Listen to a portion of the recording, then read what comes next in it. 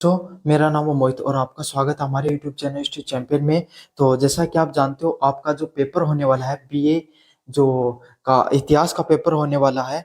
राजस्थान का इतिहास उससे संबंधित जितने भी महत्वपूर्ण प्रश्न होने वाले हैं सारे के सारे मैं आपको करवाने वाला हूँ। काफी ज्यादा महत्वपूर्ण प्रश्न है वीडियो होने वाला आपके लिए। तो आपको चैनल को जोर से सब्सक्राइब कर देना, वीडियो को जोर से लाइक कर देना और अपने दोस्तों को जोर से शेयर कर देना है।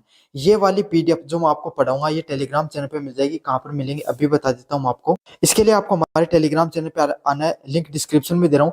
जैसे वहां पर आओगे आपके सामने ऊपर लिखा हुआ यूनिवर्सिटी चैंपियन एमडीसी, जैसे इस पे क्लिक करोगे आपको नीचे की तरफ आना है और जैसे नीचे की तरफ आओगे यहाँ पे फाइल वाला सेक्शन दिखाई देगा और कोने में सर्च वाला ऑप्शन दिखाई देगा। इस पे क्लिक करना और सर्च कर लेना हिस्ट्री। जैसे आप हिस्ट्री सर्च करोगे history of Rajasthan BA 4 semester के नाम से आपको नजर आ जाएगी। चाहे आप और कोई सेमेस्टर के विद्यार्थी हो सेम ही रहता है कोर्स राजस्थान के इतिहास का आपके सामने। तो चलो शुरू करते हैं अपन पहले प्रश्न से। कालीबंगा और आहड़ सभ्यता की प्रमुख विशेषताओं का वर्णन कीजिए। तो कालीबंगा और जो आहड़ सभ्यता है उसकी प्रमुख विशेषताओं के बारे में बताना है कि इन जो सभ्यताएं हैं उनकी क्या विशेषताएं हैं। चलो शुरू करें। राजस्थान में अनेक प्राचीन सभ्यताएं विकसित हुई जिसमें कालीबंगा और आहड़ सभ्यताएं प्रमुख हैं। मतलब अगर अपन राजस्थान की बात करें तो राजस्थान में अलग अलग प्रकार की जो सभ्यताएं हैं उनका जन्म होता है। लेकिन अगर उसमें से अगर अपन प्रमुख सभ्यताओं की बात करें जो सबसे ज्यादा महत्वपूर्ण है उसमें से जो कौन सी आपके सामने कालीबंगा और आहड़ सभ्यता देखने को मिलती है। समझ में आ गया आपके सामने। और ये हड़प्पा कालीन सभ्यताओं में से है ना। हड़प्पा, मोहनजोदड़ो, लोथल, राखीगढ़ी जैसी जो आपके सामने जितनी भी जो सभ्यताएं मिली उन सभी सभ्यताओं में से एक सभ्यताएं जो आपको देखने को मिली राजस्थान में वो कौन सी है? कालीबंगा और आहड़ सभ्यता देखने को मिलती है। कालीबंगा हनुमानगढ़ गंगानगर वाले क्षेत्र में आपको देखने को मिलती है। विस्तार से पढ़ेंगे अपन सारी चीजों को। और जो आहड़ सभ्यता है वो आप सबको पता है आपके सामने उदयपुर में निकली है, विकसित हुई थी। जो सिंधु घाटी सभ्यता और ताम्र युगीन संस्कृति के प्रतिनिधित्व करते हैं। और दोनों क्या करते हैं आपके सामने? जो सिंधु घाटी सभ्यता है उसके विकास के साथ इनका निर्माण हुआ और ताम्र युगीन मतलब जिसमें तांबा जो ताम्र युगीन का अर्थ क्या होता है? जिस समय मनुष्य ने पहली बार तांबे धातु से वस्तुओं का निर्माण करना शुरू किया था या हथियारों का निर्माण किया था या तांबे की खोज की थी उस समय की क्या आपके सामने सभ्यताएं हैं नजर आती हैं। समझ में आ रहा है आपको अच्छे से? अब बात करेंगे अपन विस्तार से पढ़ेंगे कालीबंगा सभ्यता के बारे में। कालीबंगा जो सभ्यता आपके सामने हनुमानगढ़ जिले के गग्गर नदी के किनारे बसी हुई नजर आती है। मतलब आपके सामने अगर अपन जो सभ्यता है कालीबंगा सभ्यता आप सबको पता है हनुमानगढ़ जिला है उसमें जो घग्गर नदी है उसके किनारे इस सभ्यता का निर्माण हुआ है। और उस आप आपको ये भी पता है कि कोई भी सभ्यता का जब निर्माण हुआ है, कोई भी दुनिया में मनुष्य ने जब अपनी सभ्यताओं का निर्माण करना शुरू किया वो एक जगह बसना शुरू हुए तो कहां पर उन्होंने अपनी बसावट की? नदियों के किनारे। तो कोई ना कोई नदी के किनारे वो जरूर जाकर बसे। और आपके सामने जो ये कालीबंगा सभ्यता है ये कौन सी नदी के किनारे विकसित हुई? आपके सामने प्राचीन जो सरस्वती नदी है उसके किनारे ये संस्कृत सभ्यता वो विकसित होती है। काल की बात करें पाक हड़प्पा और हड़प्पा कालीन सभ्यता। मतलब हड़प्पा कालीन के समय से या थोड़ा सा आगे पीछे की सभ्यता इसको जाना जाता है जिसको पाक हड़प्पा के नाम से भी जाना जाता है या हड़प्पा कालीन मतलब हड़प्पा के समकालीन भी एक सभ्यता देखने को मिलती है। जिसमें से आपके सामने लगभग 2500 से लेकर 1500 ईस्वी पूर्व तक आपके सामने क्या होता है? इसकी जो सभ्यता है उसका निर्माण होता है। अच्छे से याद कर लेना इसकी जो समय कितना है 2500 से लेकर 1500 ईस्वी पूर्व तक इसका समय है वो नजर आता है। इसकी प्रमुख विशेषताओं की बात करें भाई क्या क्या इसकी प्रमुख विशेषताएं हैं। पहला विशेषता है जुते हुए खेतों का प्रमाण होना। मतलब जो खेत खलियान है वो आपके सामने देखने को मिलते हैं इसके। विश्व में सर्वप्रथम जुते हुए खेतों का प्रमाण यहीं से मिला है। अगर अपन पूरी दुनिया की बात करें जहां पर जुते हुए खेत दिखाई देते हैं, समझ में आया? जुते हुए खेत मतलब जो आज के समय अगर आप खेती करते हो ना तो उसमें जो हल चलाया जाता है उसको जुते हुए खेत बोला जाता है, जोते हुए खेत बोला जाता है। वो पहली बार कहां पर मिलते हैं? आपके सामने हड़प्पा कालीन सभ्यता में कालीबंगा में मिले हैं। ये याद कर लेना। मतलब पूरी जो हड़प्पा कालीन की जितनी भी सभ्यताएं थी उसमें सबसे पहले कालीबंगा में आपके सामने जो हल चलाया गया था खेतों में। इस तरीके से जो आपके सामने नजर आया है। जो पाक हड़प्पा काल के हैं और कृषि पद्धति की उन्नत अवस्था को दिखाते हैं। तो भाई आपको पता है मनुष्य उस समय, कितने पुराने समय की बात है, उस समय मनुष्य ने खेतों को जोतना शुरू कर लिया था। इसका अर्थ यह क्या है कि कृषि है उस समय क्या हो चुकी थी, अपने अब सर्वकालीन उच्च स्तर पे पहुंच चुकी थी। अपने जो उसका सर्वोच्चम स्तर है उसकी उन्नत कृषि करने का तरीका आ चुका था। भाई आप सामान्यतः एक चीज देखो, आपका कोई खेत है, आपके खेत में आप क्या कर सकते हो, नॉर्मल उसको थोड़ा फावड़े से खोदकर उसमें ऐसे बीज बिखेर कर अनाज उगा सकते हो। एक तरीका ये है। एक तरीका ये है कि आप व्यवस्थित तरीके से आपके सामने जब खेती है उसको करना शुरू कर दो। तो सबसे पहले तो इंसान ने ऐसे बीज उसके बिखेर बिखेर दिए होंगे, उससे अनाज हो गए होंगे। फिर उसको पता चला होगा कि अपन इस तरीके से भी खेती की जा सकती है जोत कर, जिससे क्या होता है, खेती है और ज्यादा सही से होती है, अनाज बहुत अच्छे से होता है। समझ रहे हो? तो उनका मानसिक स्तर का विकास हो रहा था, साथ के साथ कृषि है उसमें भी विकास होता हुआ दिखाई दे रहा था। और वहां पर क्या चीजें मिली हैं, अग्नि कुंड और वेदियां मिली हैं। 7 आयताकार अग्नि वेदियां भी देखने को मिली है। तो 7 आयताकार में आपके सामने जो क्या देखने को मिली, अग्नि वेदियां। अग्नि वेदियां क्या होती हैं, जहाँ पे जो यज्ञ किया होगा या और कोई ऐसा कार्य किया होगा जिससे आपके सामने आग प्रज्वलित हुई होगी। समझ में आ गया? तो उसकी कोई राख की डेरी मिल गई होगी आपके सामने, कुछ जला हुआ कोई सामग्री मिल गई होगी। तो इससे पता चला कि 7 आयताकार वहां पर क्या थी, वेदियां भी देखने को मिली थी, जो संभवतः धार्मिक अनुष्ठान या यज्ञ के लिए उपयोग में की गई होगी। और ऑब्वियसली बात है कि आग को जलाने के लिए क्या तो इंसान कोई धार्मिक कोई आयोजन किया होगा, किसी चीज का यज्ञ वगैरह करवाया होगा, या फिर काफी बार क्या होता है, लोग अग्नि को जलाकर आसपास में किसी समारोह का आयोजन करते हैं, है ना। मुख्यतः तो यही देखने को मिलता है, सर्दी वगैरह के मौसम में आपके सामने आग जलाकर क्या करते हैं, लोग आसपास बैठ जाते हैं। तो हो सकता है कुछ इस प्रकार का आयोजन किया गया हो, या फिर कोई भी जो यज्ञ वगैरह किया गया होगा। अगले वाले पॉइंट की बात करें, नगर नियोजन की। भाई नगर किस प्रकार से बसाया गया था। भाई आज के समय आप अपने गांव को देखते हो, उसकी भी कोई बसावट है, आप बताते हो कि भाई हमारे गांव में ना एक मॉल है, हमारे गांव में एक स्कूल है, हमारे गांव में कॉलेज है, हमारे गांव में इधर की साइड लोग रहते हैं, बीच में खेती होती है। समझ में आ गया ना? तो इस प्रकार की व्यवस्थित प्रणाली है। उसी तरीके से जो कालीबंगा सभ्यता है उसको भी, जो उसकी जो सभ्यता है उसको भी क्या किया गया था, उसके नगर को विभाजन किया गया था, उसको नगर का जो नियोजन किया गया था, किस तरीके से वहां पर लोग रहते थे।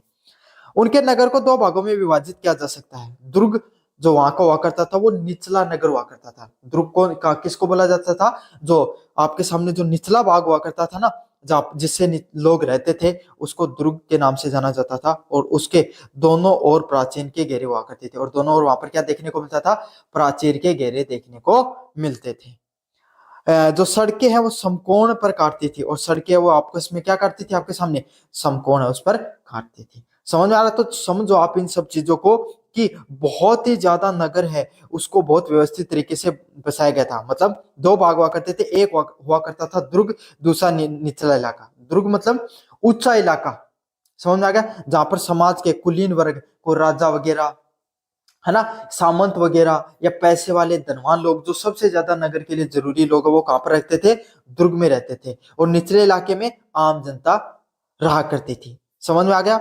अच्छे से याद कर लेना, दुर्ग और निचला इलाका, निचला नगर हुआ करता था, और सड़कें वो किससे हुआ करती थी, समकोण पे काटती थी, और दोनों ओर प्राचीन से घिरे हुए रहते थे।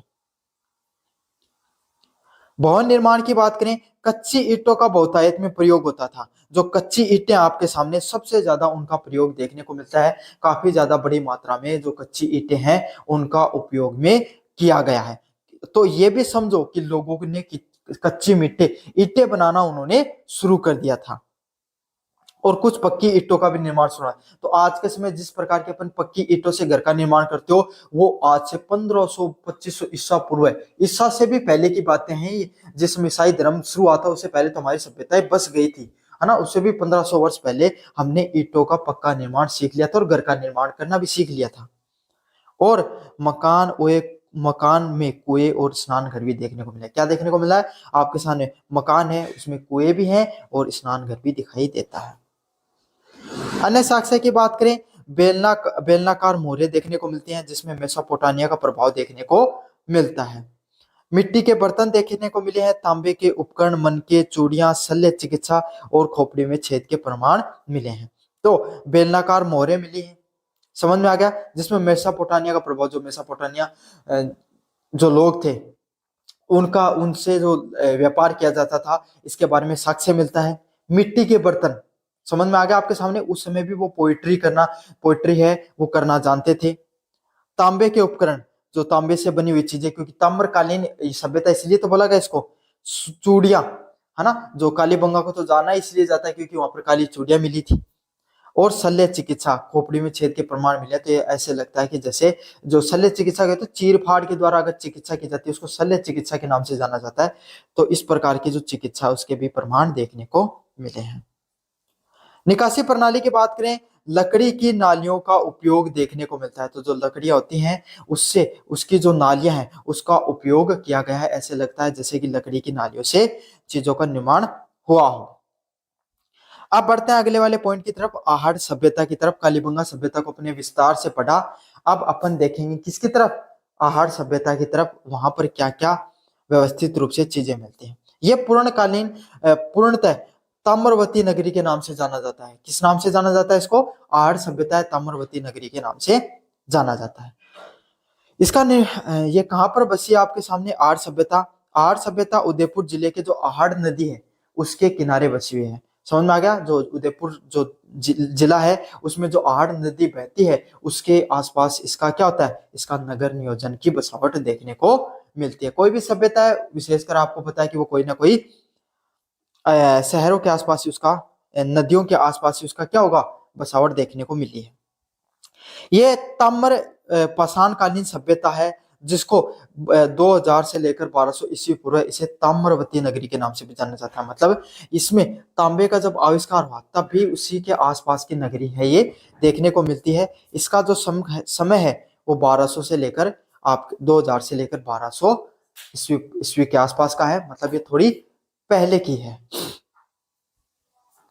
विशेषताओं की बात करें, क्यों इसे ताम्रवती नगरी के नाम से जाना जाता है। ताम्र उपकरण, यहाँ से बड़ी संख्या में तांबे के उपकरण देखने को मिले हैं। तो इस जो आहड़ सभ्यता है इसमें बहुत बड़ी मात्रा में आपके सामने जो तांबे के उपकरण है वो देखने को मिले हैं। जैसे कुल्हाड़ी, छेनी है, ये आदि जितने भी आपके सामने उपकरण है सारे के सारे किसके बने हुए थे, आपके सामने तांबे के बने हुए थे। साथ के साथ यहाँ पर बटिया भी देखने को मिली। क्या देखने को मिली कि बटिया भी देखने को मिली, जो किससे बनी हुई थी, आपके सामने तांबे की बनी हुई थी। यहाँ पे तांबे का प्रचुर मात्रा और धातु क्रम के उन्नत ज्ञान था। तो इस चीज से ये पता चलता है कि यहाँ के जो लोग हुआ करते थे, आहड़ सभ्यता के लोग, इनको धातु से वस्तुओं के निर्माण के बारे में गहरा ज्ञान हुआ करता था।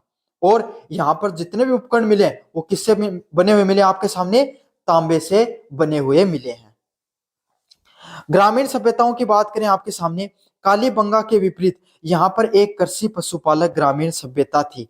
मतलब अगर कालीबंगा में क्या था आपके सामने, कालीबंगा में आपके सामने कृषि के बारे में ज्यादा ज्ञान था। यहाँ पर क्या है, एक कृषि पशुपालक ग्रामीण सभ्यता थी। वहां पे नगर का शहरी तरीके से नियोजन था, शहरी तरीके से नियोजन था बिल्कुल, क्योंकि ऊपर दुर्ग था, नीचे आपके सामने नगर में लोग रहा करते थे। सड़कों का निर्माण था, समकोण पे काटती थी, प्राचीन में सारे लोग रहते थे। लेकिन यहाँ पर कैसी सभ्यता है, यहाँ पर ग्रामीण सभ्यता देखने को मिलती है। समझ में आ गया, वहां पे नगरीय सभ्यता थी, अच्छे से याद करना। आहड़ सभ्यता कैसी है, ग्रामीण सभ्यता है, जहां पर कृषि पशुपालक है वो रहते हैं। क्या रहते थे आपके सामने, कृषि पशुपालक है वो अपना जीवन यापन यहाँ पर करते थे। जो सिंधु घाटी सभ्यता से बिल्कुल भी भिन्न थी। जो किस प्रकार से थी, जो सिंधु घाटी सभ्यता है उससे भिन्न देखने को मिलती है। भवन निर्माण से संबंधित चीजों को समझे अपन, पत्थर और कच्ची मिट्टी के मकान देखने को मिलते हैं। तो यहाँ पर किस प्रकार के मकान देखने को मिलते हैं, पत्थर के बने हुए और कच्ची मिट्टी के मकान देखने को मिलते हैं। समझ में आ गया आपके सामने, जो कच्ची मिट्टी से इन्होंने मैंने बताया था ना, जो कालीबंगा सभ्यता, वहां पर कच्ची मिट्टी के साथ किसके, पक्की मिट्टी के भी वहां पर आपके सामने जो मकान देखने को मिले थे उन्होंने मिट्टी को पकाकर ईंटों का निर्माण करना सीख लिया था। यहाँ पर ऐसा नहीं था, ग्रामीण सभ्यता थी तो कच्ची मिट्टी से कच्चे घर बना रखे थे, जिसमें संयुक्त परिवार प्रणाली देखने को मिलती है। संयुक्त परिवार मतलब एक साथ काफी लोग रहते हैं, इसीलिए इसे ग्रामीण सभ्यता के नाम से जाना गया। एक मकान था जिसमें लगभग आपके सामने 6 चूल्हे देखने को मिले। मतलब एक मकान था आर्य सभ्यता में जहाँ लगभग 6 चूल्हे बने हुए थे। इसका मतलब ये है कि काफ़ी लोग एक घर में, काफ़ी जो परिवार है वो एक घर में आपके सामने रहते थे, इसलिए तो 6 चूल्हों की ज़रूरत पड़ी, वरना क्या ज़रूरत थी, आपके सामने एक चूल्हे से काम चल जाता। तो इसी चीज़ से ये अनुमान लगाया गया कि यहाँ पर जितने भी जो लोग रहते थे वो संयुक्त रूप से रहते थे। संयुक्त जो हमारी परिवार प्रणाली है वो यहाँ पर देखने को मिलती है। अगला है मर्दांड। लाल काले मर्दांड विशेष रूप से उल्लेखनीय, मतलब ये इसको जो आपके सामने जो आप बोलते हैं ना, जो मिट्टी के बर्तन होते हैं आपके घर में भी देखने को मिलते होंगे, जिसके अंदर कुछ अलग अलग प्रकार की वस्तुएं रखी जाती हैं, वो देखने को मिले, जिसको पोइट्री बोल सकते हो, गधे का छोटा रूप बोल सकते हो आप। समझ में आ गया? गधा होता है, उसका छोटा रूप देखने को मिलता है, जिसमें पहले के लोग चीज रखा करते ना, वो देखने को मिलते हैं और लाल व काले कलर के आपके सामने देखने को मिले हैं। जिसपे सफेद रंग से जो ज्योमितीय आकृतियां भी देखने को मिली है, तो वहां पर उस पर थोड़ी थोड़ी पोइट्री भी कर रखी है। समझ में आ गया आपके सामने? सफेद रंग से थोड़ा थोड़ा वहां पर पोइट्री भी कर रखी है। बहुत ही ज्यादा सुंदर आकृतियां देखने को मिलती हैं और लाल व काले कलर के मर्दान भी देखने को मिलते हैं। अगर अपन बात करें वहां के लोग क्या आहार का उपभोग करते थे, तो यहाँ के लोग चावल और गेहूं से परिचित थे। तो यहाँ के लोग किस चीज को ज्यादातर खाते थे? गेहूं या चावल है उसको सबसे ज्यादा उपभोग करते थे। समझ में आ गया आपको सामने? किसका उपभोग करते थे सबसे ज्यादा? गेहूं और जो चावल है उसका उपभोग सबसे ज्यादा देखने को मिलता था। यहाँ पर आपके सामने चावल और जो गेहूं है उसके अवशेष देखने को मिलते हैं और उनके अवशेषों से आपके सामने अनुमान लगाया जा सकता है कि यहाँ पर किसकी जो आपके सामने मुख्यतः जो भोजन लिया जाता था वो कौन सा था? चावल व गेहूं है, उसका उपयोग सबसे ज्यादा किया जाता था। अगले वाले प्रश्न की बात करें मिट्टियों की। विष्णु मिट्टी के वर्षभ बुल मन के आभूषण, जिसमें तांबा व सेल खड़ी आपके सामने देखने को मिलती है। क्या देखने को मिलता है? मिट्टी के एक मिट्टी का बैल बना हुआ है, मन के बने हुए हैं और आभूषण बने हुए हैं किसके? तांबे व सेलखड़ी के। तो देखो कितनी विकसित सभ्यताएं हो चुकी थी तब तक। यहाँ पर मिट्टी के इन्होंने सिर्फ बर्तन ही नहीं बनाए खाने रखने का, बल्कि बुल भी, मतलब एक बुल भी बना दिया है ना। साथ के साथ मन के झुमके या आभूषण है, तांबे के आभूषण भी दिखाई देते हैं। तो अगर आपको ऐसे लगता है कि हमारी सभ्यताएं आज के समय हम कितने ज्यादा विकसित हैं, तो हम आज से नहीं, बहुत पहले से ही हमारी सभ्यताएं बहुत ज्यादा विकसित रही हैं और हमें धातुओं को किस प्रकार से उपयोग किया जाता है, किस प्रकार से उनसे चीजों का निर्माण किया जाता है, इनके बारे में हमें ज्ञान बहुत पहले से ही था। अर्थव्यवस्थाओं की बात करें तो यहाँ पर किस प्रकार की अर्थव्यवस्थाएं का निर्माण हुआ? सबसे पहले कृषि अर्थव्यवस्था मुख्यतः देखने को मिलती थी। तो ग्रामीण अर्थव्यवस्थाओं की विशेषता यही रही है कि वो कैसी थी? कृषि अर्थव्यवस्थाएं होती हैं। और यही अर्थव्यवस्था कहां पर देखने को मिलती थी? कालीबंगा में भी और यहाँ पर भी देखने को मिलती है। अगले वाला पॉइंट है पशुपालन। साथ के साथ यहाँ के लोग क्या करते थे? पशुपालन है उसका भी, पशुपालन भी किया करते थे। साथ के साथ धातु उद्योग है। धातु उद्योग कौन सा है मुख्यतः आपके सामने? कौन सा धातु उद्योग में? ताम्र का जो उद्योग है वो मुख्यतः यहाँ पर देखने को मिलता था। सबसे ज्यादा जो तांबा है उसका यहाँ पर निर्माण किया था लोगों ने, की वस्तुओं को देखने को मिलते हैं।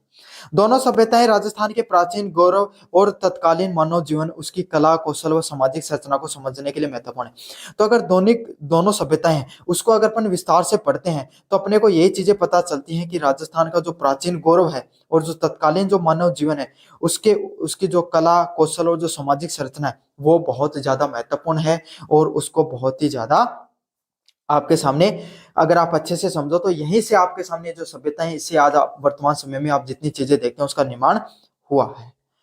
तो जहां पर कालीबंगा जो सभ्यता उसने नगरीय व्यवस्था का प्रतिनिधित्व किया, मतलब कालीबंगा ने क्या किया? आपके सामने नगरीय व्यवस्था का निर्माण किया। और आहट जो सभ्यता है इसने आपके सामने ताम्रकालीन आपके सामने जो तांबे का जो ग्रामीण व्यवस्था है उसका निर्माण किया है। तो यह आपके सामने जो प्रमुख प्रश्न है कालीबंगा और आहट सभ्यता की प्रमुख विशेषताओं के बारे में अपन ने बहुत विस्तार से पढ़ा। कैसा लगा आपको वीडियो जरूर से बताना। बच्चों मेरा नाम है मोहित और आपका स्वागत है हमारे YouTube चैनल हिस्ट्री चैंपियन में। तो जैसा कि आप जानते हो आपका राजस्थान का इतिहास का पेपर होने वाला है इतिहास का, उससे संबंधित जितने भी महत्वपूर्ण प्रश्न होने वाले हैं सारे के सारे मैं आपको करवाने वाला हूं। तो आपको क्या करना है, वीडियो को लाइक कर देना है, चैनल को सब्सक्राइब कर देना है और अपने दोस्तों को जरूर से शेयर कर देना है। तो चलो शुरू करते हैं अपन वीडियो को। इससे पहले आप चैनल को जरूर से सब्सक्राइब कर देना और ये पीडीएफ टेलीग्राम चैनल पे मिल जाएगी। इससे संबंधित, इस पेपर से संबंधित अन्य वीडियो पहले करा चुका हूं, जाकर जरूर से देख देना। पहला प्रश्न है, राजपूत प्रशासन और सामंतवादी समाज की मुख्य विशेषताओं पर चर्चा कीजिए। तो जो राजपूतों का जो शासन रहा और उसमें जो सामंतवादी जो समाज की जो व्यवस्था रही, उसकी क्या क्या मुख्य विशेषताएं रही, उसके बारे में आपको विस्तार से बताना है। काफी ज्यादा महत्वपूर्ण ये प्रश्न है। राजपूत प्रशासन और सामंतवादी समाज की संरचना मध्यकालीन राजस्थान की विशिष्ट पहचान थी, जो सैन्य संगठनों, भूमि व्यवस्था और सामाजिक सोपान पर आधारित थी। तो अगर अपन राजपूत जो प्रशासन है और जो सामंतवादी जो समाज है, उसकी संरचना कैसे रही, मध्यकालीन राजस्थान की सबसे ज्यादा पहचान रही। मतलब अगर अपन राजस्थान की बात करें और वहां पर राजपूतों के शासन की बात नहीं करें तो फिर शासन काल है वो अधूरा ही रहता है। क्यों, राजस्थान पे जितने भी थे उसमें से आपके सामने मुख्यतः आपके सामने मध्यकालीन जो राजस्थान रहा, उसमें राजपूतों ने बहुत लंबे समय तक राजस्थान पे राज किया। अलग अलग क्षेत्रों में, चाहे मेवाड़ की बात करें, चाहे मारवाड़ की बात करें, चाहे आपके सामने आमेर की बात करें, लगभग आपके सामने मुख्यतः राजपूतों का क्या रहा, शासन रहा।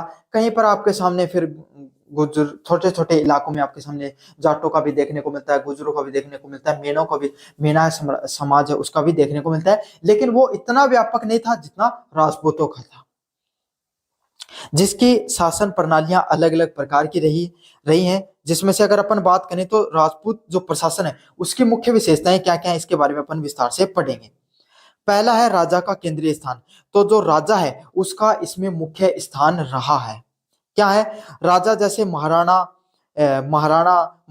महारावल और राव, तो जो राजा हुआ करता था ना, उसको मुख्य केंद्र में रखा जाता था। ये क्या, अपन केंद्रीय प्रणाली की बात करें कि वहां पर किस प्रकार से जो पूरी की पूरी व्यवस्था हुआ करती थी, राजपूत प्रशासन की क्या व्यवस्थाएं हुआ करती थी, उसके बारे में अपन समझ रहे हैं।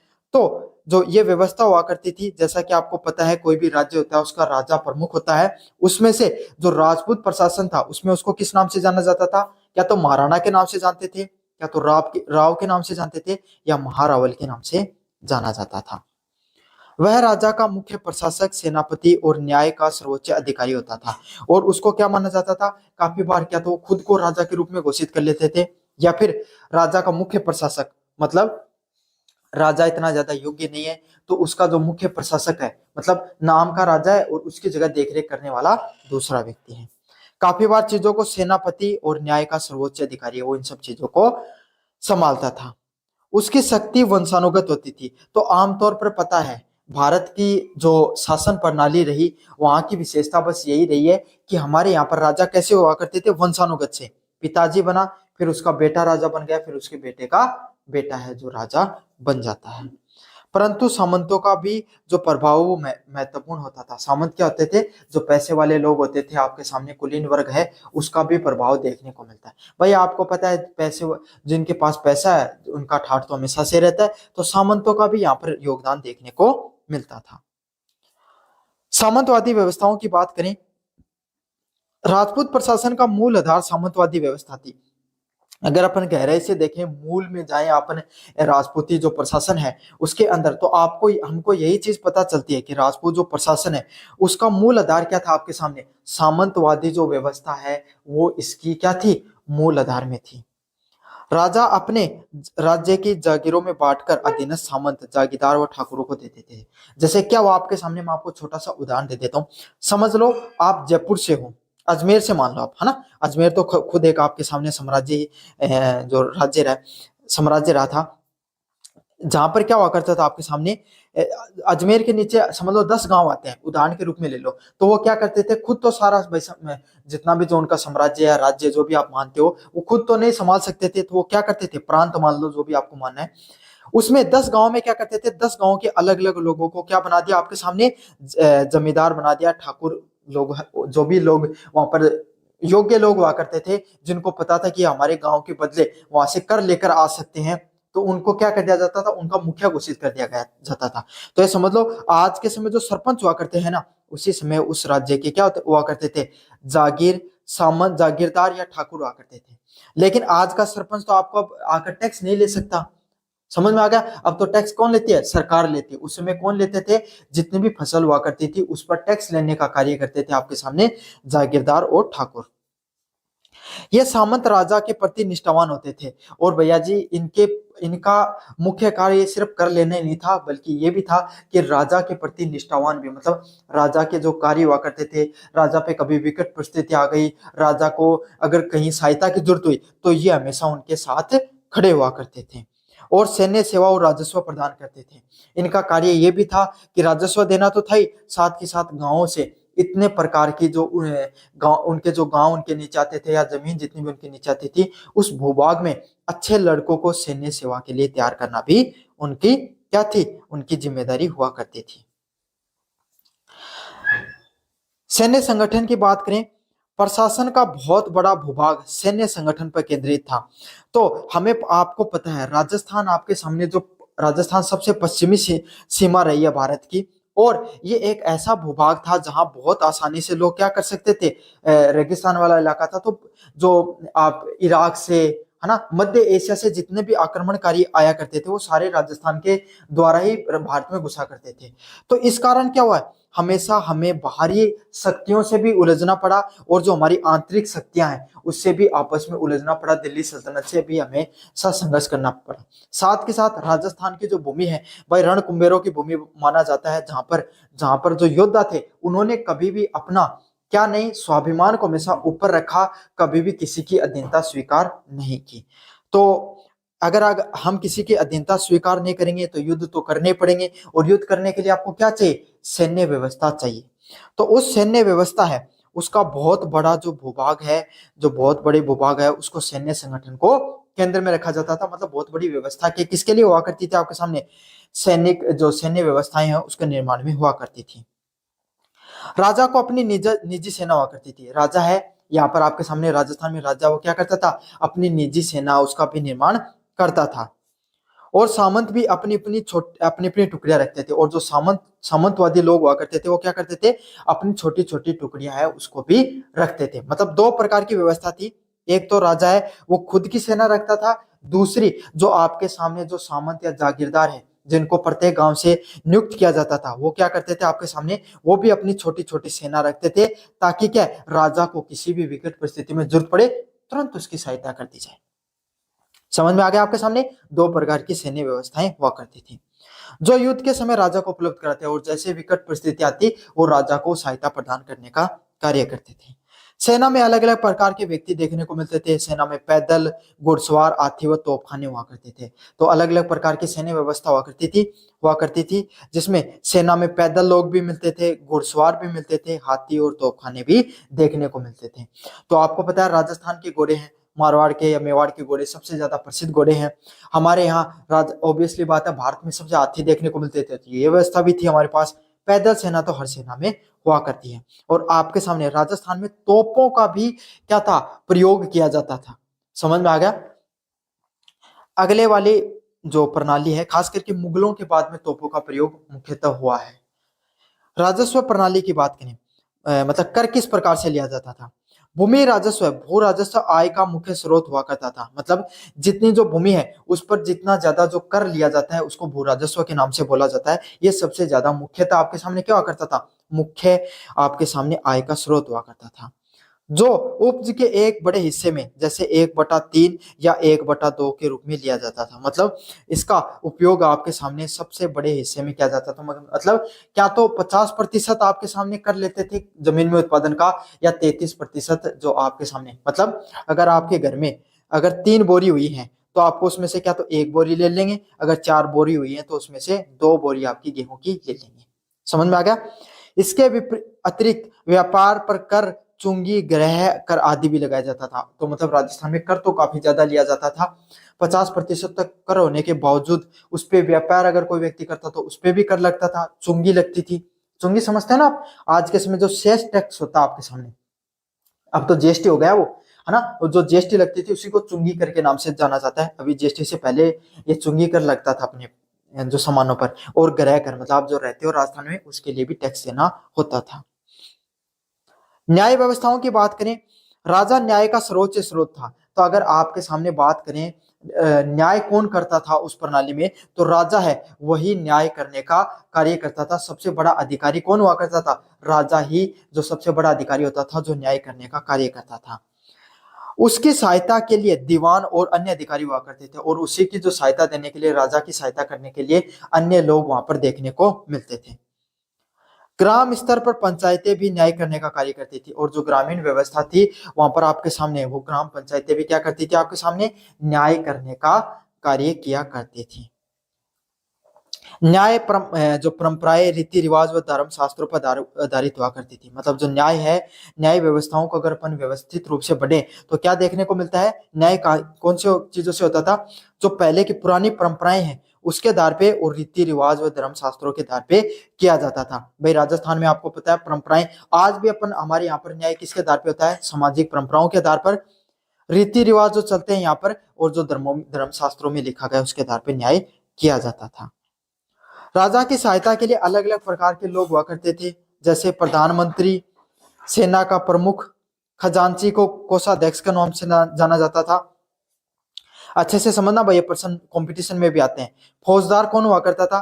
पुलिस का जो प्रमुख हुआ करता था। खजांची कोष का अध्यक्ष, मतलब जो खजाने को संभालता था। बख्शी सेना का जो प्रमुख हुआ करता था वो, और दीवान कौन हुआ करता था? जो प्रधानमंत्री हुआ करता था। आपके सामने सारी व्यवस्थाओं को जो संभालता था राजा के बाद में, वो बख्शी के नाम से जाना जाता था। अगले वाला पॉइंट है सामंतवादी समाज और उसकी मुख्य विशेषता। जो सामंतवादी समाज देखने को मिलता है उसकी मुख्य विशेषताएं क्या है, इसके बारे में भी अपन विस्तार से पढ़ेंगे। देखो राजा के बारे में पढ़ लिया। दूसरे सबसे ज्यादा महत्वपूर्ण पद कौन सा हुआ करता था? यहाँ पर जमींदारों जागीरों का या ठाकुरों का हुआ करता था। अब उसके बारे में अपन पढ़ेंगे। उसी व्यवस्था को सामंतवादी व्यवस्था के नाम से जाना जाता है। पहला है पदानुक्रमित संरचना। राज्य में एक कठोर पदानुक्रम विभाजित था, जिसमें शीर्ष पर राजा, नीचे विभिन्न श्रेणियों के सामंत जैसे उमराव व गण अधिपति हुआ करते थे। मतलब एक फिक्स प्रकार की पद्धति चला करती थी राजस्थान में राजपूतों के शासन में, जहां पर सर्वोच्च स्थान किसका हुआ करता था? आपके सामने राजा का हुआ करता था। फिर उसके अंदर अलग अलग प्रकार की श्रेणियां देखने को मिलती थी। उमराव और गण जो गणाधिपति है उसके जो सामंत हुआ करते थे, उनको अलग अलग नाम से जाना जाता है। चाहे उमराव हो गया, चाहे गणाधिपति हो गया, उनके नाम से जानते हैं। फिर जागीरदार और सबसे नीचे किसान व रैयत व आपके सामने सेवक वर्ग आते थे। तो मतलब पहले राजा आ गया आपके सामने, राजा, फिर सामंत जो उच्च कुल के सामंत हुआ करते थे, उमराव के नाम से या फिर जो गणाधिपति के नाम से जाना जाता है, फिर जागीरदार, और फिर उसके नीचे किसान आया करते थे। समझ में आ गया? ऐसे समझ लो राजा तो जो पूरे प्रांत पर राज्य कर रहे हैं। 10 गांव थे आपके सामने, उसमें से 5 गांवों पर क्या बना दिए गए? 5 गांवों पर 5-5 करके 2 उमराव बना दिए गए, है ना। 5 गांवों को एक उमराव संभालता है, 5 को दूसरा उमराव संभालता है। फिर उन 5 गांव में भी, उन 10 गांव में 10 जागीरदार संभाल दिए भाई, अलग अलग लोग, है ना, जो उन गांवों को संभालते थे। और फिर उसके नीचे रैयत या सेवक लोग आया करते थे, किसान लोग आया करते थे। समझ में आ गया आपके सामने? भूमि संबंध की बात करें, सामंतवाद का आधार भूमि था। मतलब सामंतवादी परंपरा क्यों पनपी? क्यों जमींदारी परंपरा पनपी है आपके सामने? क्योंकि उनके पास क्या थी? जमीन थी। जिस व्यक्ति के पास भाई बड़ा भूभाग होता था, लोगों को किसानी करने के लिए उनसे जमीन लेते थे, और उसके बदले वो क्या देते थे? टैक्स देते थे।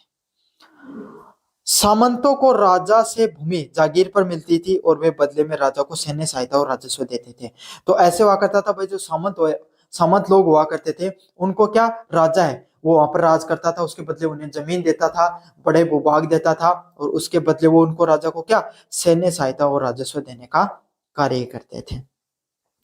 किसानों को भूमि पर अधिकार नहीं होता था, और वे सामंतों के अधीन हुआ करते थे। मतलब ऐसे समझ लो कि जो किसान हुआ करते थे, उनके पास आपके सामने जमीन है, उसका अधिकार नहीं हुआ करता था। वो क्या करते थे? सामंत हो गए उनसे, और जो आपके सामने उनसे जमीन लेते थे, उनपे कृषि करते थे। समझ में आ गया? ऐसे नहीं होता आज के समय आप किसी और की खेती किराए पर लेकर, खेत है किराए पर लेकर खेती करते हो, उस प्रकार की व्यवस्था देखने को मिलती थी। सैन्य वर्ग का प्रभुत्व देखने को मिलता था। राजपूत सामंत मूलतः एक सैन्य वर्ग था, जो युद्ध और सुरक्षा के लिए महत्वपूर्ण था। तो राजपूत जो सामंत हुआ करते थे, मतलब सामंतों के भी अलग अलग वर्ग हुआ करते थे, उसमें राजपूत सामंत हुआ करते थे। वो किसके लिए यूज किए जाते थे? वो सैनिक को है, सैनिक वर्ग के नाम से जाना जाता था, जो युद्ध और सुरक्षा के लिए महत्वपूर्ण थे। मतलब वो क्या करते थे, राजा हुआ करता था, उसको युद्ध कौशल में और सुरक्षा में मदद देने का कार्य करते थे। इस वर्ग का समाज में अत्यंत सम्मान था। तो ये जो राजपूत जो सामंत हुआ करते थे, इनका सबसे ज्यादा सम्मान देखने को मिलता था, क्योंकि भाई रक्षा करने का कार्य करते थे। और कोई बलशाली जो समाज होता है, सबसे शक्तिशाली समाज होता है, उसका सम्मान तो आपके सामने देखने को ही मिलता है। यही व्यवस्था वैसे भी देखने को मिलती थी राजपूत प्रशासन में भी। दूसरी बात है भाई, इसी समाज के सामने लगभग राजा भी हुआ करते थे, तो इनका सम्मान वैसे भी ज्यादा बढ़ जाता था। वंशानुगत पद्धति, सामंतों की जो पद्धति और जो जागीर है प्राय वंशानुगत हुआ करती थी। मतलब सामंत जो लोग हुआ करते थे, उनकी जो पद्धति और जागीर है वो कैसे हुआ करती थी, वंशानुगत। मतलब भाई जैसे राजा वंशानुगत हुआ करता था, वैसे जागीरदार भी आप है वो वंशानुगत हुआ करती थी। एक को मिल गई तो फिर बाप को मिलने के बाद बेटे को, बेटे से उसके बेटे को जागीरदारी मिल जाती थी, जिसमें से एक शक्तिशाली कुलीन वर्ग का निर्माण होता है। इससे क्या, एक शक्तिशाली एक धनवान साम्राज्य है उसका निर्माण हुआ, धनवान लोगों का एक जो निर्माण होता है, धनवान जो वर्ग है उसका निर्माण होता है आपके सामने, और वो राजा को आपके सामने पलटने के लिए दूसरे राजा का निर्माण करने में भी काफी बार काम आया करते थे। सामाजिक मर्यादा, समाज में प्रत्येक वर्ग के लिए अपने अपने कर्तव्य और मर्यादाएं देखने को मिलती थी। तो भाई राजस्थान में परंपराएं हैं वो हमेशा से चलती आई हैं, और सामाजिक परंपराओं का हमारे राजस्थान में बहुत ज्यादा योगदान है। आज भी हम देखते हैं जो सामाजिक वर्ग वाली परंपराएं, जहाँ हर समाज है उसके अपने अपने कर्तव्य हुआ करते थे, और वो क्या हुआ करती थी, उनकी अपनी अपनी मर्यादा हुआ करती थी। हर समाज है वो अपने अपने कर्तव्य पूर्ण करता था, हर समाज अपनी अपनी मर्यादाओं में रहता था। विवाह, खान पान और सामाजिक संबंधों में भी वर्ग और जाति का विशेष ध्यान रखा जाता था। तो आपको पता है, चाहे भाई खान पान जो आपस में लोगों किस प्रकार संबंध है, किस कौन लोग किसके साथ रहता है, किस प्रकार की व्यवस्थाएं हैं, सभी चीजों में जाति है, वर्ग है, और जो आपके सामने उसका विशेष योगदान देखने को मिलता था। आत्मनिर्भर ग्रामीण व्यवस्थाएं, गांव है वो प्राय आत्मनिर्भर निकायां थी। अगर अपन व्यवस्थित रूप से देखें तो वहां के जो ग्रामीण व्यवस्थाएं थी वो प्रायतः आपको कैसी दिखने को मिलती थी, आत्मनिर्भर आपके सामने ग्रामीण व्यवस्थाएं देखने को मिलती थी। जहां कृषि मुख्य मुख्य व्यवसाय था, और जहां पर क्या देखने को मिलता था, जो कृषि व्यवस्था है वो यहाँ का मुख्य रूप से मुख्य व्यवसाय था, और स्थानीय आवश्यकताओं के लिए पूर्ति स्थानीय कारीगरों द्वारा की जाती थी। तो गांवों के लोग मुख्य रूप से कृषि करते थे, साथ के साथ जो कुछ लोग कारीगर भी हुआ करते थे, जो स्थानीय आसपास लोगों पे मजदूर भी मिल जाते थे। छोटे मोटे कार्य लोग व्यापार भी कर लिया करते थे, छोटा मोटा। जाति व्यवस्थाओं की बात करें, जाति व्यवस्था समाज का एक महत्वपूर्ण विशेषता थी। राजस्थान की बात करें और राजस्थान में रहने वाली जातियों की बात नहीं करें तो ये कुछ अधूरा सा लगता है प्रशासनिक व्यवस्था में।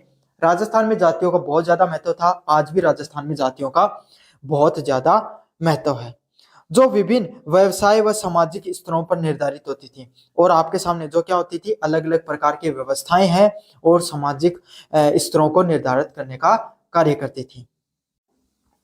तो निष्कर्ष की बात करें, राजपूत प्रशासन और सामंतवादी जो समाज व्यवस्था है, समाज की व्यवस्था है, उसने किसका निर्माण किया, आपके सामने सैन्य शक्तियों का निर्माण किया, भूमि संबंधों का निर्माण किया, और एक कठोर जो सामाजिक पदानुक्रम है उस पर आधारित हुआ करती थी। लेकिन जो राजपूती जो व्यवस्था है उसमें जो सैन्य शक्तियों है उसका निर्माण करना, भूमि संबंध हो गए, और एक कठोर सामाजिक पद्धति हमारे भारत में देखने को मिलती थी। खास करके राजस्थान में जो राजपूती जो शासन था उसमें ये व्यवस्थाएं देखने को मिलती थी। अपन ने विस्तार से पढ़ा, काफी ज्यादा महत्वपूर्ण प्रश्न है, अच्छे से करके जाना, आपके सामने देखने को मिलेगा ये प्रश्न। हेलो बच्चों, मेरा नाम है मोहित और आपका स्वागत हमारे यूट्यूब चैनल हिस्ट्री चैंपियन में। तो जैसा कि आप जानते हो, आपका जो पेपर होने वाला है राजस्थान का इतिहास, उससे संबंधित जितने भी महत्वपूर्ण प्रश्न होने वाले हैं सारे मैं आपको करवाने वाला हूं। उससे संबंधित आपके सामने जो अगला प्रश्न है, राजस्थान में राजनीतिक जागरणों के कारण स्वतंत्रता आंदोलन में प्रजामंडल की भूमिकाओं का वर्णन कीजिए।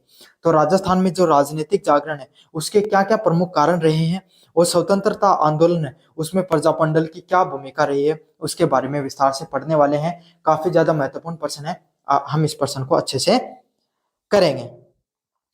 राजस्थान में राजनीतिक जागरण है वो 19वीं शताब्दी के अंत से लेकर 20वीं शताब्दी के आरंभ में देखने को मिलता है। मतलब राजनीति का जागरण है वो आपके सामने कब देखने को मिलता है, राजस्थान में 19वीं सदी में उसकी शुरुआत होती है, और 20वीं सदी के आरंभ से आपके सामने देखने को मिलता है आपके सामने। मतलब जो अगर अपन बात करें तो 1858 की क्रांति से आपके सामने जो चीजें शुरू हो गई थी और जो आपके सामने 1900 में भी देखने को मिलता है। परिणाम स्वरूप हुआ जिसमें स्वतंत्रता आंदोलन में प्रजामंडलों की भूमिका मुख्य रूप से थी, जिसमें जिसने इसको जन्म दिया। तो आपके सामने जो प्रजामंडल थे अलग अलग प्रकार के, उन्हीं की भूमिका भी बहुत ज्यादा महत्वपूर्ण रही आपको इस प्रकार के राजनीतिक आंदोलनों के निर्माण करने में। आगे बढ़ाऊं इससे पहले मैं आपको एक चीज बता रहा हूं कि जो आपको ये वाली पीडीएफ है टेलीग्राम चैनल पे मिल जाएगी। जो हमारा टेलीग्राम चैनल है उसका लिंक डिस्क्रिप्शन में दे रहा हूं। सभी बच्चों से रिक्वेस्ट है जाके जरूर से ज्वाइन कर लेना हमारा टेलीग्राम चैनल। अगला प्रश्न है राजनीतिक जागरण के कारण। तो किस किस प्रकार से जो राजनीतिक जागरण देखने को मिलता है हमारे समाज में प्रजामंडलों के द्वारा, इसके बारे में अपन विस्तार से पढ़ेंगे। मध्यम वर्गीय बुद्धिजीवियों का उदय, मतलब ऐसा समाज के लोग जो आपके सामने पढ़े लिखे हुआ करते थे, थोड़े बहुत बुद्धिजीवी लोग हुआ करते थे, उनसे उनका इस समाज से जो इन जो प्रजामंडलीय व्यवस्था हुआ करती थी उससे उनका क्या हुआ, उनका उदय देखने को मिलता है।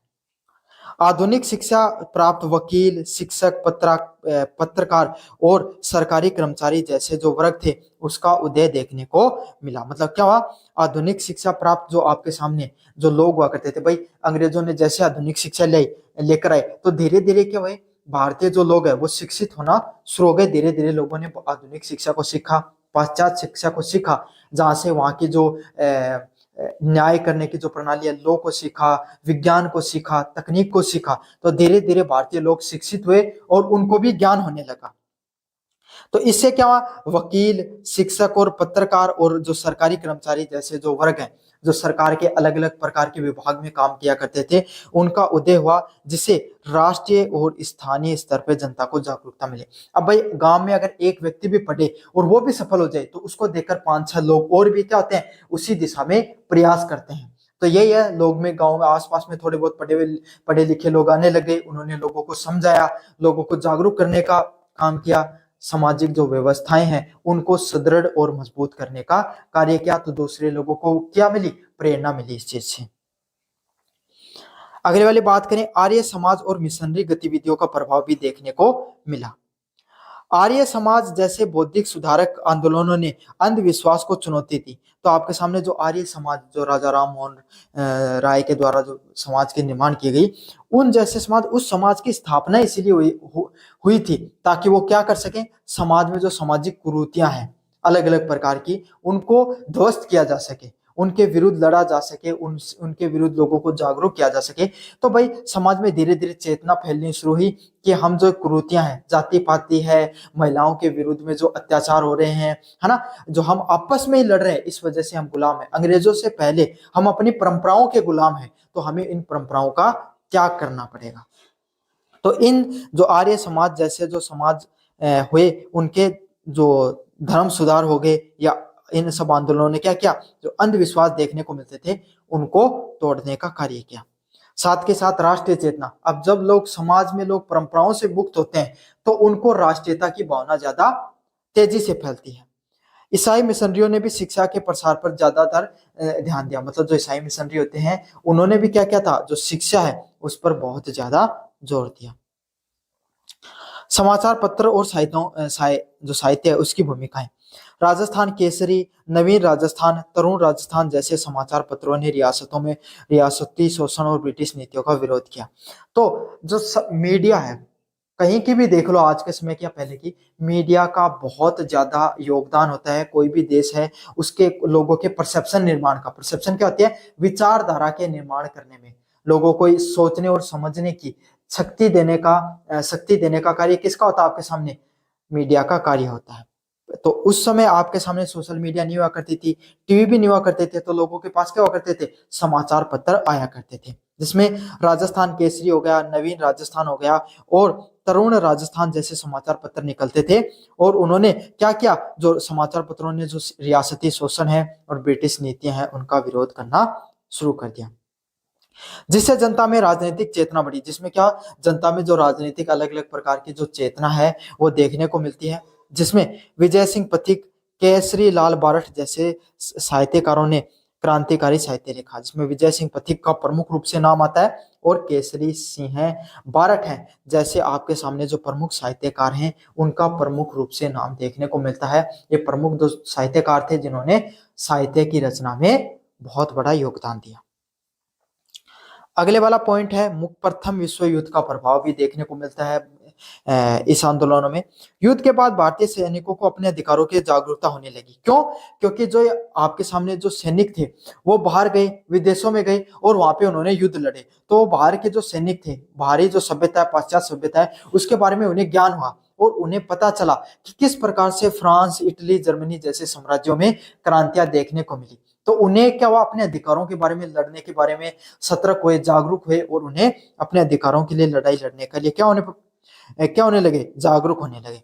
और जब कोई एक समाज का एक वर्ग उठ खड़ा होता है और अपने अधिकारों के लिए लड़ता है तो आपके सामने जो चाहे कितने भी मजबूत शासन प्रणाली हो वो कमजोर होती है। अगले वाला पॉइंट है राष्ट्रीय आंदोलन का प्रभाव। महात्मा गांधी के जो नेतृत्व में राष्ट्रीय जो स्वतंत्रता आंदोलन है, असहयोग आंदोलन, सविनय अवज्ञा आंदोलन की लहर राजस्थान की रियासतों तक भी पहुंच चुकी थी। मतलब आपके सामने महात्मा गांधी के नेतृत्व में जो अलग अलग प्रकार के जो राष्ट्रीय आंदोलन है और राष्ट्रीय जो स्वतंत्रता आंदोलन है, जिसमें से असहयोग आंदोलन और सविनय अवज्ञा आंदोलन है, वो राजस्थान की जो अलग अलग प्रकार की जो रियासतें हुआ करती थी उस तक उसकी पहुंच है वो धीरे धीरे बननी शुरू हो गई थी, जिससे जनता ने अपने अधिकारों के प्रति जागरूकता दिखाई। जिसमें आपके सामने क्या देखने को मिला, जनता है वो क्या धीरे धीरे अपने अलग अलग प्रकार के जो उसके अधिकार हुआ करते थे उसके बारे में वो लड़ना शुरू कर देती है, अपने अधिकारों के बारे में जानना शुरू कर देती है। अगले वाला पॉइंट है रियासतों का शोषणकारी शासन। अधिकांश रियासतों में निरंकुश शासक जागीरदारों और सामंतों द्वारा किसानों और आम जनता का आर्थिक शोषण किया जाता था। तो जो अधिकांश जो रियासतें देखने को मिलती थी वो क्या करती थी, आपके सामने निरंकुश शासन प्रणाली है चलाने का कार्य करती थी। समझ में आ गया। और जो जागीरदार और जो सामंत लोग हुआ करते थे वो क्या करते थे, आपके सामने आम जनता का आर्थिक शोषण भी किया करते थे। तो उसके बारे में अब लोगों को धीरे धीरे पता चलना शुरू हो गया, अपने अधिकारों के बारे में जनता जो है वो जागरूक हो गई कि किस प्रकार से आपके सामने अंग्रेज ही नहीं, आपके सामने जो रियासतें हैं वो भी हमारा शोषण कर रही हैं, वो भी हमें क्या कर रही हैं, प्रताड़ित करने का काम कर रही हैं। जिसमें से जो जगीरदार हुआ करते थे, जो बड़े भूमि भूभाग पर जो काम करवाने, कृषि करवाने वाले लोग हुआ करते थे वो बेकार करवाते थे। मतलब मुफ्त में आपके सामने लोगों से बिना कोई पैसे दिया लोगों से कृषि करवाने का कार्य या अन्य कोई कार्य करवाते थे, जिससे राजनीतिक दमन होता था, जिससे लोगों को क्या अपने आप को शोषित महसूस करते थे और आम जनता में अब धीरे धीरे शोषण बढ़ना शुरू हो गया। किसान आंदोलन की बात करें, अलग राजस्थान में अलग अलग प्रकार के किसान आंदोलन भी देखने को मिले, जिससे आपके सामने जो साम्राज्य है उसमें अलग अलग प्रकार की जो व्यवस्थाएं फैलने लगी। बिजोलिया आंदोलन, बेगी आंदोलन, बूंदी आदि के किसान आंदोलनों ने क्या की, जनता को अपने अधिकारों के लिए संघर्ष करना सिखाया आपके सामने। तो अलग अलग प्रकार के आंदोलन है, जिसमें बिजोलिया आंदोलन हो गया, बेगू आंदोलन हो गया, बूंदी आदि के जो किसान आंदोलन है, क्या क्या क्या जनता को अपने अधिकारों और संघर्षों के लिए लड़ना सिखाया। अगले वाला पॉइंट है स्वतंत्रता आंदोलन में प्रजामंडल की भूमिका। तो जो अलग अलग प्रकार के जो स्वतंत्रता आंदोलन है उसमें जो प्रजामंडल है उसकी क्या भूमिका रहती है उसके बारे में विस्तार से पढ़ेंगे। जनता को संगठित करना। प्रजामंडलों का गठन विभिन्न रियासतों में हुआ। तो जो अलग अलग प्रकार के जो प्रजामंडल हुआ करती थी उनका जो गठन किस लिए होता है, अलग अलग प्रकार की जो रियासतें हैं उनमें उनका गठन होता है। जैसे जयपुर प्रजामंडल, मारवाड़ प्रजामंडल, मेवाड़ प्रजामंडल है, अलग अलग प्रकार के जो प्रजामंडल है उनका उसमें निर्माण हुआ, जिन्होंने रियासती जनता को संगठित कर उत्तरदायी शासन की मांग की। उन्होंने क्या क्या, जितने भी प्रकार की जो रियासतें हुआ करती थी उन सब जनता को एक जगह इकट्ठा करके, संगठित करके उनको क्या क्या, उनको एक करके संगठित करके लड़ाई लड़ने के लिए जागरूक किया। अगले वाला क्या है, उत्तरदायी शासन की स्थापना की मांग करना। प्रजामंडलों का मुख्य उद्देश्य ब्रिटिश भारत की तर्ज पर रियासतों में जनता के प्रति उत्तरदायित्व शासन की स्थापना करना था। तो प्रजा अलग अलग प्रकार के प्रजामंडल देखने को मिलते थे। उन्होंने क्या किया कि जिस तरीके से जो ब्रिटिश भारत की तर्ज पे उन्होंने मतलब ब्रिटिशों ने अलग अलग रियासतों का निर्माण किया, उसी तरीके से प्रजामंडलों ने क्या किया कि कैसे लोगों को विकास अच्छे ढंग से किया जाए। समझ में आ गया? जहां नागरिकों को मौलिक अधिकार प्राप्त हो, ऐसे नहीं कि अब जो प्रजामंडल है वो भी लोगों के शोषण का कारण बन जाए, ऐसा नहीं। जो प्रजामंडल है उसका निर्माण इसीलिए किया गया ताकि लोगों के जो मौलिक अधिकार हैं वो संरक्षित रहे, हर लोग है वो आपके सामने अपने अधिकारों के लिए उनको अधिकार मिले। नागरिक अधिकारों की मांग, उन्होंने अभिव्यक्ति की स्वतंत्रता, सभा करने का अधिकार और प्रेस की स्वतंत्रता जैसे नागरिक अधिकारों की मांग की। तो अलग अलग प्रजामंडल है, उन्होंने क्या किया, जो सरकार है उससे मांग की कि उन्हें अभिव्यक्ति मतलब बोलने का, मतलब अगर वो सरकार के खिलाफ बोलना चाहें और किसी चीज पर बोलना चाहें तो उसका उनको अधिकार होना चाहिए। स्वतंत्र जो सभाएं करने का उनके पास क्या होना चाहिए, अधिकार होना चाहिए। प्रेस की स्वतंत्रता भी उनके पास होनी चाहिए। तो अलग अलग प्रकार की जो स्वतंत्रताएं हैं उसके बारे में इन्होंने मांग करनी शुरू की कि जो सभाएं हैं उसकी जो उनके पास अधिकार होना चाहिए, प्रेस की स्वतंत्रता होनी चाहिए और अभिव्यक्ति जो बोलने की स्वतंत्रता उनके पास होनी चाहिए। तो अलग अलग प्रकार की जो उनके द्वारा मांग की गई, लोगों के पास इन सब प्रकार की जो स्वतंत्रता होनी चाहिए प्रजामंडल में, ताकि लोग है वो सरकार के सामने अपनी बात रख सके। ऐसे नहीं कि जो जागीरदारी प्रथा हुआ करती थी जहां पर जो लोगों को राजा के सामने बात रखने की क्या हुआ करती थी, अधिकार नहीं हुआ करते थे। जागीरदार प्रथा का विरोध करना, प्रजामंडल ने किसानों पर हो रहे अत्याचार, बेगार व जागीरदार प्रथा का विरोध किया। मतलब जो प्रजामंडलीय जो व्यवस्था थी वहां पर क्या हो रहा था, जो किसानों पे जो अलग अलग प्रकार के जो अत्याचार हो रहे थे, बेगार और जो जागीरदारी प्रथा जो चल रही थी उसका उन्होंने विरोध करने का प्रयास किया। और वहां पर क्या, उन सब जो किसान हुआ करते थे उन पर जो अत्याचार होते थे उन पर उनका विरोध किया। उनके विरोध प्रदर्शन में उनको जो इस प्रकार के जो वो बेकार कराते थे, लोगों को उत्पीड़ित करते थे, लोगों से शोषित करते थे, अधिक कर वसूलते थे, इन सब चीजों का विरोध करके इन प्रथाओं में लोगों से मुक्ति दिलाने का कार्य किया। अगला क्या है, राष्ट्रीय आंदोलन से जुड़ाव। प्रजामंडल आंदोलन ने स्वयं को अखिल भारतीय राष्ट्रीय आंदोलन से जोड़ा। तो जो प्रजामंडल आंदोलन है इसने क्या किया, खुद को जो अखिल भारतीय जो राष्ट्रीय आंदोलन है, मतलब भारत की जो स्वतंत्रता का आंदोलन है उससे इस खुद को जोड़ने का कार्य किया। जो प्रजामंडल आंदोलन ने ये किया कि जो खुद को अलग अलग प्रकार के जो आंदोलन हुआ करते थे उससे खुद को जोड़ा। वे भारतीय राष्ट्रीय कांग्रेस के सिद्धांतों से प्रेरित थे। तो जितने भी प्रजामंडल है, जो कांग्रेस आपके सामने भारतीय राष्ट्रीय जो कांग्रेस थी जिन्होंने स्वतंत्रता आंदोलन को जो नेतृत्व कर रही थी उससे वो बहुत ज्यादा प्रेरित थे। और गांधी जी के जो अहिंसक प्रतिरोध का मार्ग था, मतलब अहिंसा के माध्यम से आपके सामने स्वतंत्रता प्राप्ति का मार्ग है, उसके मार्ग पर चले ताकि हिंसा ना फैले और ज्यादा लोगों को नुकसान ना पहुंचे। संघर्ष और बलिदान, प्रजामंडल कार्यकर्ताओं ने रियासती शासन और ब्रिटिश सरकार के दमन का शासन किया। जो प्रजामंडल जो कार्यकर्ता है उन्होंने क्या किया, जो रियासती शासन है और ब्रिटिश सरकार का दमन करने का कार्य किया। क्यों, धीरे धीरे जो व्यवस्थाएं थी उनको उन्होंने सुधारा, समाज को सुधारा, जागीरदारी प्रथा को खत्म करने का कार्य किया, लोगों को स्वतंत्रता आंदोलन के लिए प्रेरित किया, जागरूक किया। तो इस और शिक्षा देने का कार्य किया, लोगों को शिक्षा देने का कार्य किया। तो लोग धीरे धीरे खुद जागरूक होना शुरू हो गए। उन्हें लगा कि अब ये हमारे मसीहा हैं और हमें ब्रिटिश को उखाड़ फेंकना है। तो इससे क्या, आपके सामने ब्रिटिश सरकार है वो धीरे धीरे राजस्थान में कमजोर होने लगी। अलग अलग आंदोलनों में कई नेताओं को कहां पर जेल में भी जाना पड़ा और उनके बलिदानों ने जन आंदोलन को और मजबूत किया। जब कोई भी नेता आपके बीच का जो लोग हैं जो आपके साथ संघर्ष कर रहे हैं, अगर वो उनको क्या कर दिया जाए, उनको पीड़ित किया जाए, तो आपके अंदर एक अलग ही ज्वाला उठती है, आप और ज्यादा आक्रोशित होते हो, आप और ज्यादा क्या होते हो, मजबूत होते हो। एकीकरण की भूमिका, स्वतंत्रता के बाद राजस्थान में एकीकरण में प्रजामंडल के नेताओं ने महत्वपूर्ण भूमिका निभाई।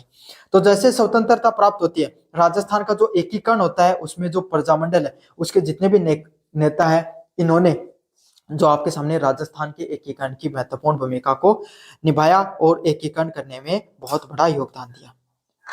राजस्थान में राजनीतिक जागरण में जन सामान्य को अपने अधिकारों, स्वतंत्रता के प्रति जागरूक करने का सबसे बड़ा योगदान किसका रहता है, आपके सामने ये जो आंदोलन है इनका, जो प्रजामंडल का जो आंदोलन उनका बहुत बड़ा योगदान है। प्रजामंडल ने इस जागरण को एक संगठित और प्रभावी आंदोलन के रूप में देखकर स्वतंत्रता तथा रियासतों को एकीकरण में अपनी अमिट छाप छोड़ी। तो सिर्फ प्रजामंडलों ने लोगों को जागरूक ही करने कार्य नहीं किया, स्वतंत्रता दिलाने की बात में राजस्थान का बहुत बड़ा योगदान रहा। साथ के साथ लोगों को जागरूक किया और आपके सामने जो रियासतें हैं उनको एकीकरण में भी प्रजामंडल का बहुत बड़ा योगदान रहता है। तो अब आपके सामने समझ में आ गया होगा किस प्रकार से राजनीतिक जागरण में और राष्ट्रीय आंदोलन में प्रजामंडलों की क्या भूमिका थी, अपन ने विस्तार से पढ़ा। धन्यवाद। कैसा लगा वीडियो जरूर से बताना, चैनल को जरूर से सब्सक्राइब करना।